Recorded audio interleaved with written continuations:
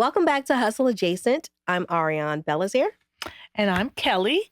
Today, we're going to be talking about creative recovery, how being business owners kind of took some of that creativity away from us, and how we're using tools such as the Artist Way to reclaim it. Yeah, I think it's so cool that you and I both are on the Artist Way journey-ish at the same time, even though it was unplanned. I love an ish moment.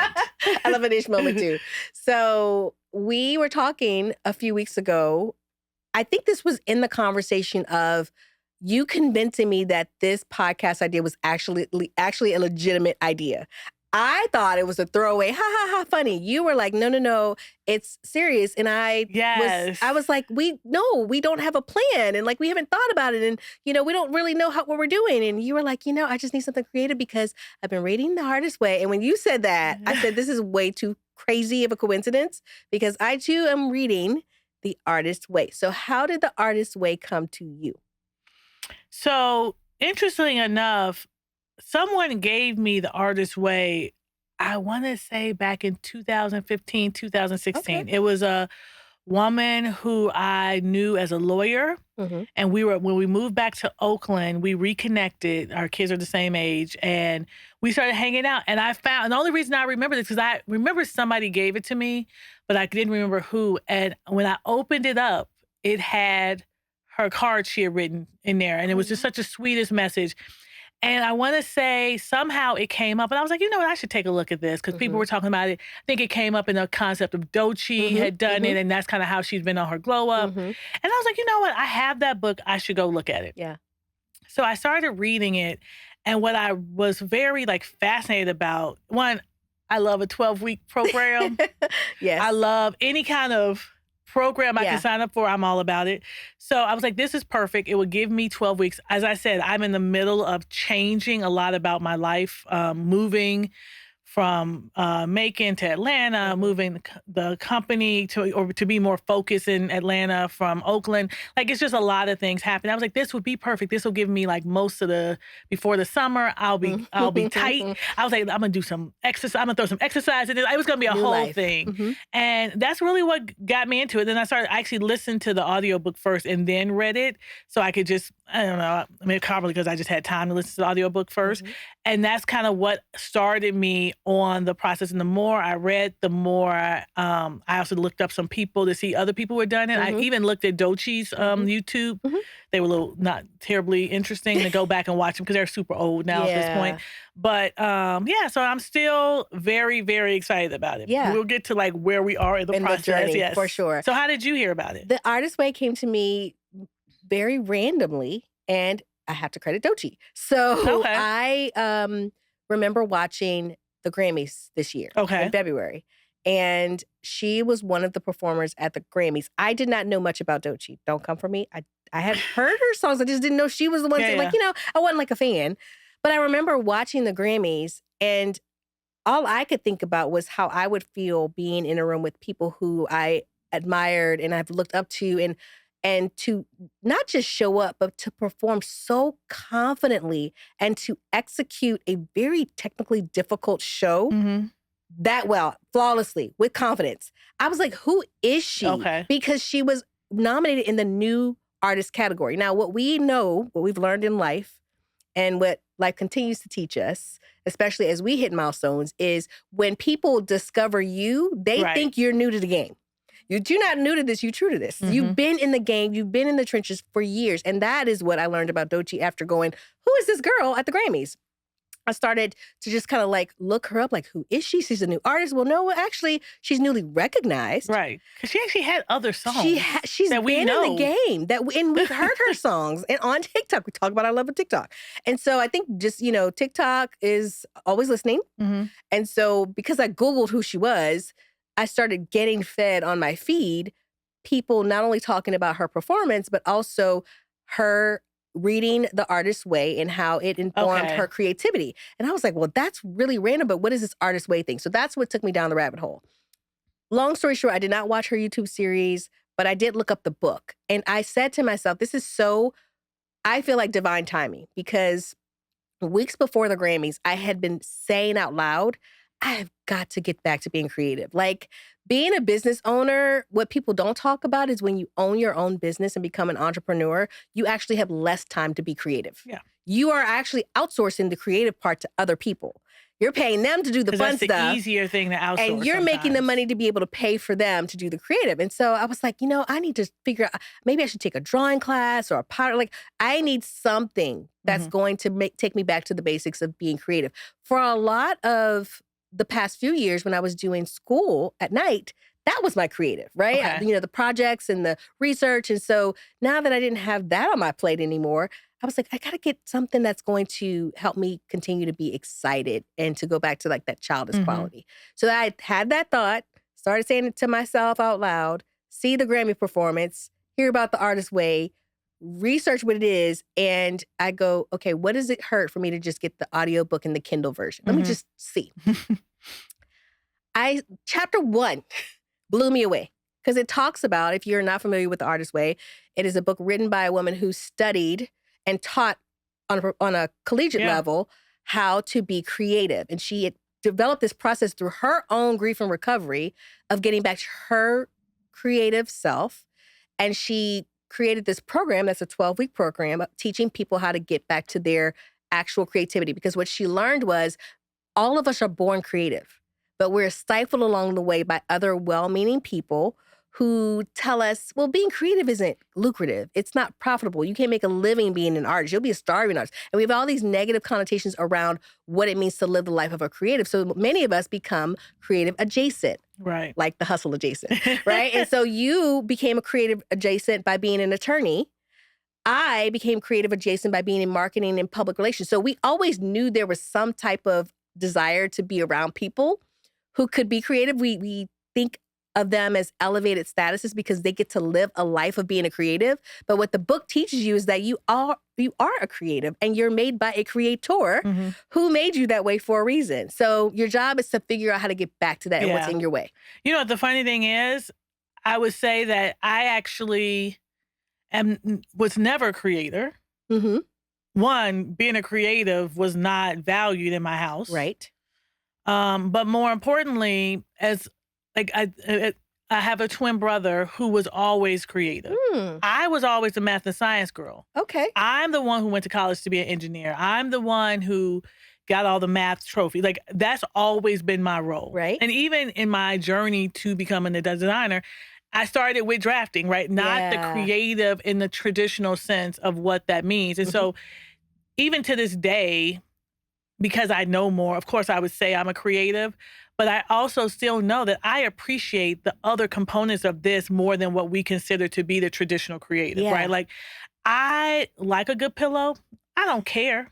Right. Like, I care what the size sofa you put in that room is, right? So the scale is right. And so those are the things that I still find the most joy in and find to be my most authentic. I think that what I found with the the Artist Way, is that it's more than just being creative in how you come into work. So she wrote it, and I think, if I'm correct, she was a writer. Yes. And so she did a lot of teaching for other writers. Right. And so this was kind of having you get your creative juices back so you could write the book, the novel you've been trying to write. The movie, right. And so what a lot of people have said, and a lot of testimonials are like, no, but it also makes you like remember other things about yourself. So even if it's not creative, it could be your love of, I guess that's kind of creative, but cooking. Like, it's just all these other things that the actual pages and the actual activities make you take a step back. So for example, the first week is all about kind of remembering who took that joy from you. Right. And when last time you remember being praised for being creative, or whatever you're trying to work through. Like, when you take a step back and you figure out that. So you're just working through. I think of it as like free therapy. It sure is. It is therapy intensive. And let's go back to make sure people who haven't read the book understand the structure of the book. So again, we talk about it's 12 weeks. There are 2 standing activities that you do every week, along with a check-in, and then there's a list per chapter focus of things that you're doing, right? So the 2 standing things you do every week are, number 1, your morning pages, which we'll talk about in a second. Number 2, your artist date, which we'll also talk about in a second. Mm-hmm. And then your check-in is like, how did you how'd you do that week? Did you do all 7 days? Did you do whatever? And then there's a list of activities that you should be doing to track whatever that theme is. So for example, one week is about anger. Yeah. And where did the anger come from? And what are you doing to work through it? Another's about money management, right? It's therapy. It's therapy. Yes. But to go into the 2 standing activities, I will say for me, as someone who kind of fell off from reading, I have consistently done pages, and I'm saying pages for a reason, every day since I started this process, and it has been 4 months, okay? It is supposed to be morning pages, and the concept is the first thing you do in the morning after you wake up, before you grab your phone and hop into the chaos of the day, is you write 3 pages of free-flowing thought. Right? That's the morning pages ritual that you do every day. And out of that, there is no prompt. There is no like instruction on how you do it. The only rule is that it's 3 full pages. I do 30 minutes because I do it on the iPad. Right. And that was kind of, I saw somebody equate it to 3 pages. Okay. But yeah, there's no problem. I often started like, here we are, another morning. Same, girl. I ain't got nothing to talk about. Same. I'm Except... like, as the type A, very, very good at school assignments person that I am, that is the most discouraging and intimidating part of this entire process is a blank page. And I actually write in a spiral-bound notebook. Yeah. Okay? Talk about intimidating. White page, blue lines, just looking at me like, what you got today? I was really good at doing it first thing in the morning. And then I travel a lot. I'm on different times. So then it was like, okay, as long as I do it at some point in the day, and often that for me winds up being at night right before I go to bed. So my morning pages really first week were like, what? I don't know what this is. I'm writing, okay? Today the sky's blue. It's not raining. Da, da, da, da. It's just random thought. And you're not supposed to have judgment. You're not even supposed to go back and read over it. Don't fix grammatical errors. Just let it flow. Was your experience one of intimidation as well? Or did you like love it when you dive right into it? Here's what I'll say. 30 minutes is a long time to be sitting there writing. Writing like normal penmanship. I also just judge my handwriting all the time because I have like this print cursive hybrid that ain't even consistent line to line. I don't know. I don't mind. I think, like I said, I look at it as therapy, and I think it does, like, they flow the way they're supposed to. So I have started implementing the 5-minute journal kind of prompt. So I'll start with that sometimes. That's good. Just like, hey, I'm grateful today for this. But then I will like, okay, here we go. Another 28 minutes. Because I have a little timer in the app. Like, I think I'm using Good Notes now. Like, I got a little time. I was like, 28 minutes. What do I want to talk about? Well, Zoe did this. And I don't know how I feel about that. And then, but sometimes, and actually, we're right. I have no idea how I got on this topic. But and so that's why I feel like it's, if nothing else, is clearing your mind. That is it. That is the purpose. It clears your mind for the space for creativity. That's the purpose of the pages. That's why there are no rules. And sometimes your pages are, I did it. I can say I did it. Other times I will wake up inspired to write about the things I'm grateful for. Sometimes I will script out like a visualization of, if I want to think about who I am or how I'm moving in the world in my like dream day, dream life. I'll write that for 3 pages, which is very powerful. I'll write things I'm struggling with, and I'll go like, is it me? Is something I'm thinking like, or how, or today was a milestone day. This really big thing like happened, right? It's just a free form way of getting it out of all those swirling, chaotic thoughts out of your head onto paper. Again, you don't go back and judge or read. But so you can go back and read after the first but not in the moment. Couple weeks, So the funny is sometimes I'll be writing, and then something like catches my attention, or I think of something. I'm like, let me check this, and then it'll be 10 minutes. I have just been sitting there like, and I'll write like, oh, I just wasted 10 minutes. This is about to be a short entry today. Or sometimes one time I was like, oh, I just wasted like 15 minutes. I'm going to add 10 minutes to the end. See, that's good. And so, but it's really just frame of reference or a stream of consciousness. And one of the things, this is because I'm type A, I guess, is I follow, or I don't think I had to purchase it. But anyway, I have a Notion what do they call you told me about this, a Notion template. Template or whatever, like essentially a dashboard that tracks every day. So you go in and you check if you did your morning pages. So it's very much like, checks and balance, like checks and like these mini rewards, right? So it's like you did your morning page today. Did you do this? How many of the things this week have you done? Yeah. And the point of it is you're not supposed to get it all done. So it's not supposed to make you feel bad, but it does make it a little bit more intense. And so I'm struggling with that. But one of the things that it does for your morning pages, and I don't type it in there because Notion, I need to know what I'm writing, but you can add a picture to every day. So at the end of the 12 weeks, you'll have this little gallery of what you thought was important to put in your picture that day. Yeah. And I mean, my thought process, I'm just going to pick something from my, camera roll and it'll be indicative of what happened that day. Yeah. And so I might go back like, oh, I remember I put that in there. I forgot that was for my artist date, whatever I did this. So it's actually a cool way to track it. And I love keeping track. Like I use, I feel like all I'm gonna say is people are like, you're such a big nerd. I use GTD, Getting Things Done. Yeah. I'm not gonna remember his name. Damn it. I just listened to it again recently, and it's just a method of put everything down on paper, or for my purposes in the app. And that means, so now I'm not worried about whether or not I should have ordered that floor tile for the client because it's down somewhere else. So I can be here fully. Right. And then when I go look in my inbox of tasks, it's always there. So as soon as I hear a thought, I'm like, hey, Siri, can you do this? Yeah. Hey. And so everything is there. So I'm not holding space in my brain for those things. So kind of like the morning pages. Yeah. But it's just like all day. Right. That's what you're doing. Right.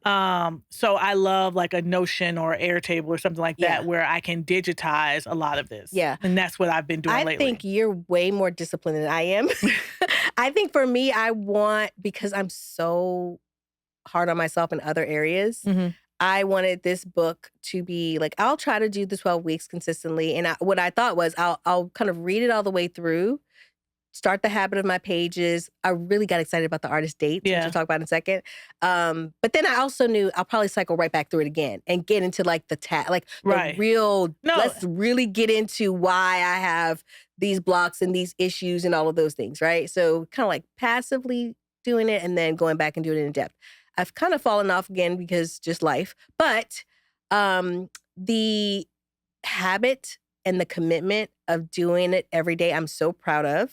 I do believe, like you said, it is part therapy, part journaling, part documentation. And just a reminder, like, again, if I have nothing else to say, I'll sit there and write what I'm grateful for and fill 3 pages. And I'll start at the very beginning of the day. I'm grateful that I woke up. I'm grateful that I had out, like little things that, to be honest, it feels good to sit in that and be like, wow, 3 pages of from the first time I woke up to when I'm going to bed, all the things today that I just took for granted and should be grateful for, I will write that.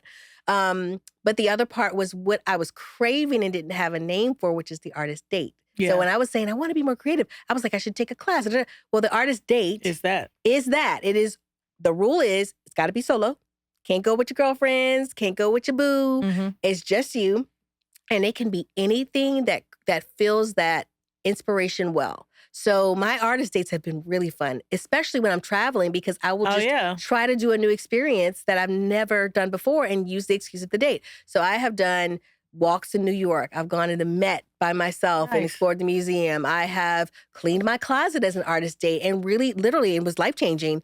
I removed everything that I felt like wasn't me, but it was something that I thought I should have or whatever. And I only kept in my closet things that I felt like if I was my most authentic version of myself in my dream life, is this what I would wear? And I kept those things. And so like that in itself, I just paid somebody to do that for me. It was like, I could do it, but clearly I need a little guidance. And it's been magical. It took all weekend, but for the purpose of it being an artist date. Yeah, no, that's every fair. piece was challenging me, right? That was incredible. So I love that part of the book that, again, I haven't been as disciplined with every week having a date. Most weeks I do. And for those, like, that's an easy journal day too, because it's like, oh, this is what I did today. But those 2 components are, I think that's really groundbreaking. Good. So I remember you saying that to me, like, the book says in the intro that you're going to cycle through this multiple times and you'll get to do different things. And so I always intended for that to be the case. But I remember you saying something to the effect, like, if I can get these morning pages done, I'm winning. And we're going to get as much as this. And it actually allowed me to not be so hard on myself for not checking those boxes. Right. And so some days that's all I can get done. I've actually decided to restart. I've been like week 6 or 7 now. And I've decided I'm going to restart for the new month. So one thing you should know about me, I love a new start. Yeah. I love a new week. I love a new month. I love a new quarter. It's something about it that too. It's just like, oh my God, now I get to be my best self. That's right. I agree. I'm like that too. Girl, don't let there be a December 31st come around the corner. My whole life is about to change. And I feel like we're about to hit this new quarter and I'm just going to really hone in. There's also other things happening that are going to allow me to hone in a little bit more. And so I decided, I've done the 6 or 7 weeks half-assed. And so now I'm going to go back and start over. Because one of the things I do find that when you do the reading and you do at least 1 or 2 of those exercises, I think throughout the week, my morning pages are a little bit deeper. And then, so it's much more, and it's probably a better use than the, $250 I spend for my therapy session every other week, right? Like, and so I think that I want to try that. So I'm going to start and I'm going to stop and give myself a good start. I'm not going to stop. I'm going to wait till the new month starts, but then I'm going to get into it. I just think it's fascinating that we both are on this journey together, and that one of the best things to come out of our experience with the Artist Way is this podcast. Yeah. Well, that's what they say. Like, once you open yourself up, right? Yes. Like, maybe it's because we both were doing that when we started joking about something, we had enough clarity to be like, oh, this would be fun if we did this. That's this is low stakes. If people listen, great. If they don't listen, it's still fun. It's something we did. We can say we did it. Yes. If we get to do it again, that will be great. But we have that bandwidth in a way that we might not have had it before. Right. And the proper framing of what this podcast means allowed us to do it so much more quickly and so with so much less pressure. We are both always going to bring our A game to everything we do, but truly the run up to this has been so short. I'm like, are we for real? I think the funniest is how every other week one person is like, maybe we should postpone it. Maybe we should And then the other person's like, no, we're doing it now. And it was so funny because when I felt my most shaky, then you'd be like, nope, we're doing it. And then when you'd be like, I'll be like, no, we're doing it. I bought a plane ticket. Yeah. I got a hotel. We're going. No, because I was going to say, oh, we should push it. You're like, I already got my plane ticket. I was like, guess we're doing it. Guess we're doing it. Guess we're doing it. So I feel like that in itself has been a gift, and it would only be possible if we were both committed to adding a creative, fun element to our life at this time and letting it be what it's going to be. Like, we don't have necessarily, a hard line for what success looks like for the podcast. We just see it as a creative outlet. And if someone else listens and finds what we're talking about relatable and inspiring, great. But it's also, I think, a part of this exercise of, just being. And listen, if you are listening to this and you think it's stupid, keep it to yourself. You don't have to tell us. I don't need you to tell me. That's right. Like, this is supposed to be fun for us. Don't mess it up. But if you love it, let us know. If you love it, let us know. But yeah, no, I think, and it kind of goes in line with everything else that's in flux, right? Like, we're at a stage in life, just as women of a certain age, where things are changing. And I don't care what these doctors say, things are changing. And having to find different ways of handling stress. Yeah. Having to find new ways. I think this would be an interesting thing. I don't know if we have an answer now, but like, how are we ensuring that we stay creative in our businesses, right? Like, I have taken back on a lot of the design work in ways that I find to be enjoyable and annoying. Like, there's balance. Just the sheer knowledge of kind of all the furniture and things out there is a lot for one person to be kind of aware of, and one person with a very bad memory. And so it's always been great to have other team members who were responsible for bringing that information to me in the appropriate thing. But it's also fun that I get to do that again, right? And so I think that I just think of this as a huge transition period in a lot of ways. And this reading The Artist's Way at the time that we're doing it right now is setting us up to keep open all the opportunities, maybe. I agree. And to your point, I also believe this season of, I know for you, you're making adjustments and changes. You were bi-coastal, multiple offices. You're taking on more of the creative part. I thought that the right thing for me to do was to aspire to be the creative director who kind of was more like hands off and let everybody else do it, That's right? what I was, yeah. But I was miserable because I love the sourcing. I love the initial sketches and figuring out the floor plans. And I was handing that off, trying to create the space for my team members to grow into that and take the lead on those things. But to your point, there's a knowledge base that has to come with that. There's a level of confidence and competence so that there aren't negative financial implications of things being done wrong.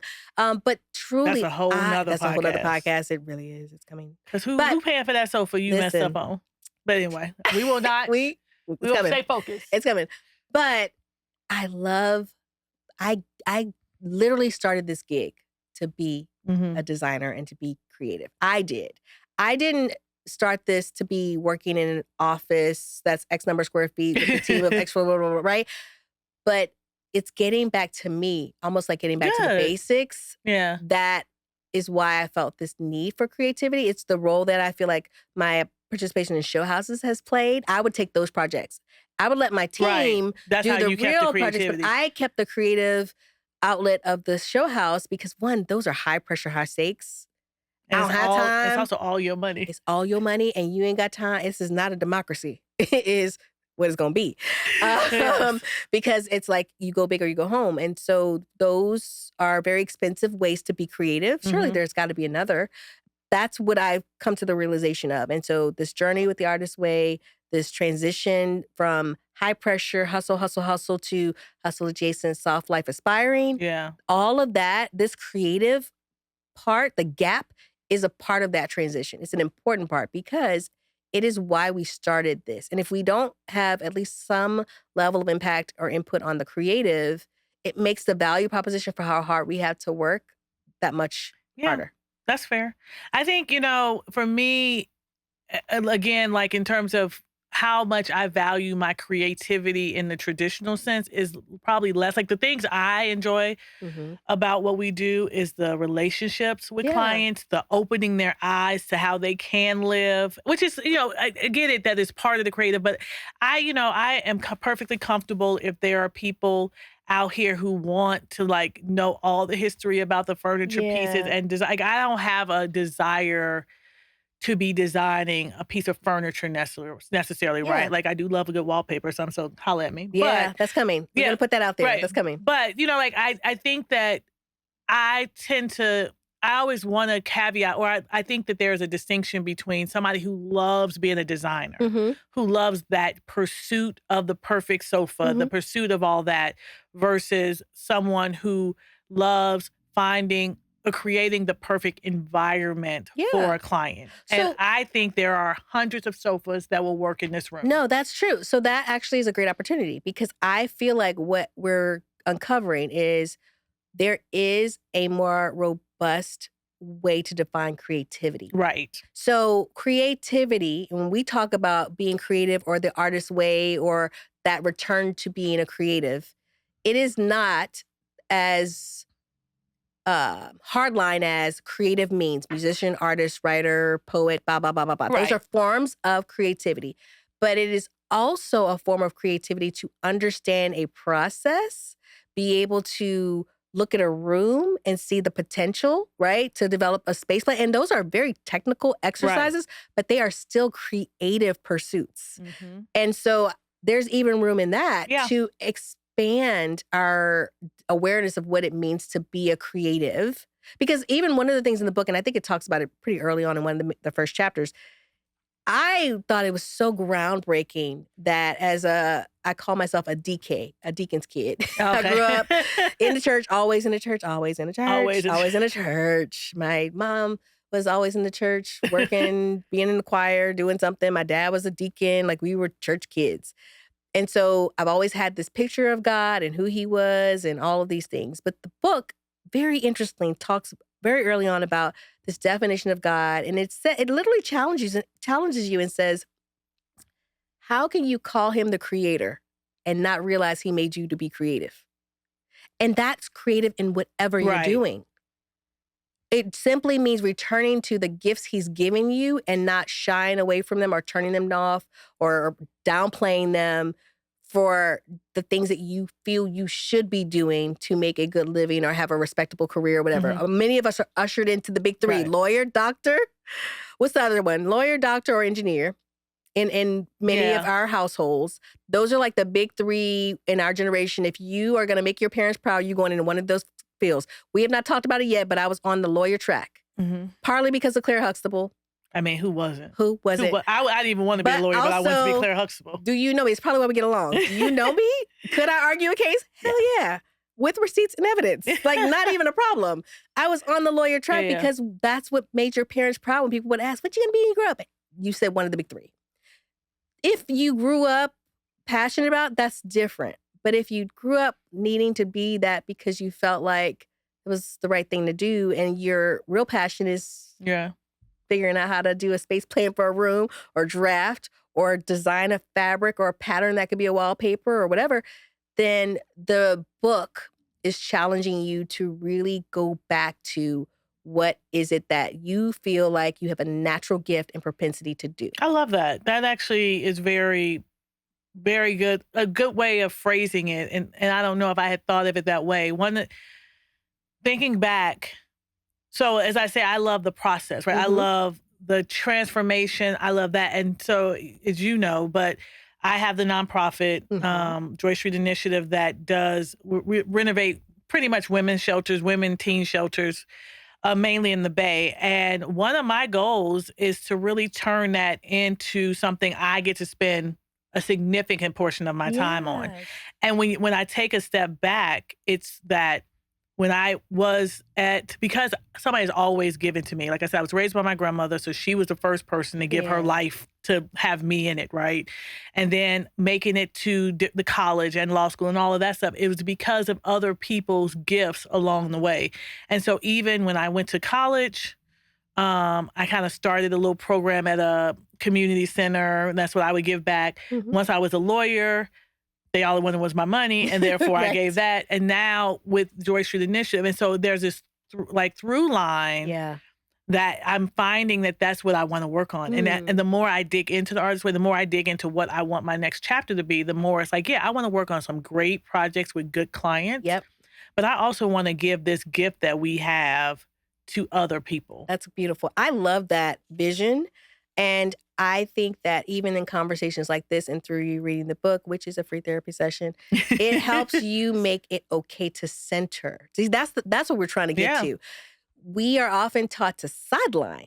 Right. That's a side hustle, it's right? A side hustle. This can't be my main gig. But if we really looked up what is the actual definition of a creator, I think a rudimentary definition would be someone who figures out a solution to a problem. That is a creator. There's a lack or an absence of art expressed in a certain way. Someone creates an art to that. There is a room that is not working. A designer, the creator, figures out how to make it function and flow and look pretty. A bridge needs to get cars from one side of the bridge, one side of that body of water to the next. An engineer and an architect and a structural support, whatever, figures out creatively how to make that happen. I like Everyone is a creator. And that's what the book uncovers for you, that when you go back to whatever you were meant to do on this earth, be okay with whatever brings your heart joy and what you feel like you are uniquely equipped to do, want to learn more about and spend your time doing.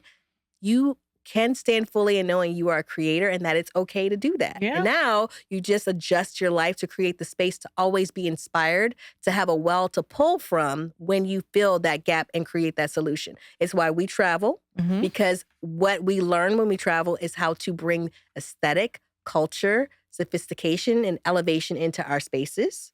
It's about looking beyond what we know and can see in front of us now, and also having historical references to why certain things work and why architectural styles work well with interior styles.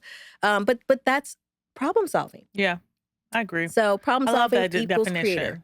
Yeah. So, well, I think it'll be interesting. Maybe we'll do an episode in a few weeks. Or another season.